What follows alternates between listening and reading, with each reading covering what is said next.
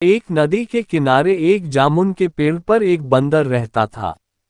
उस पेड़ पर बहुत ही मीठे मीठे जामुन लगते थे।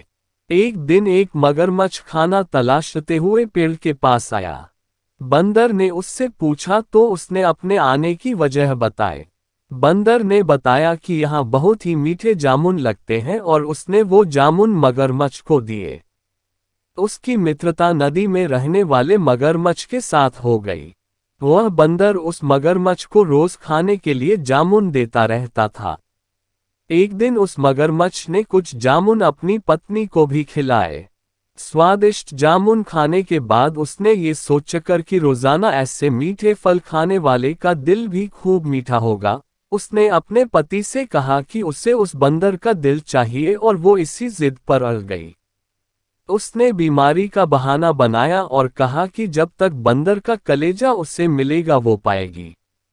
पत्नी की जिद से मजबूर हुए मगरमच्छ ने एक चाल चली और बंदर से कहा कि उसकी भाभी उससे मिलना चाहती है। बंदर ने कहा कि वो भला नदी में कैसे जाएगा।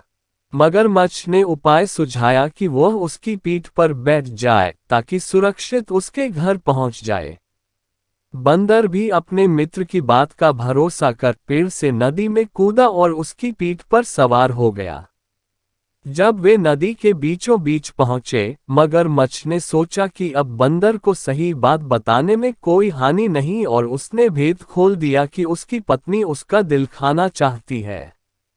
बंदर का दिल टूट गया, उसको धक्का तो लगा लेकिन उसने अपना धैर्य नहीं खोया।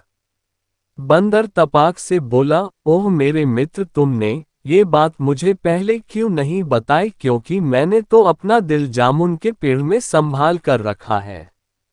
अब जल्दी से मुझे वापस नदी के किनारे ले चलो ताकि मैं अपना दिल लाकर अपनी भाभी को उपहार में देकर उसे खुश कर सकूं।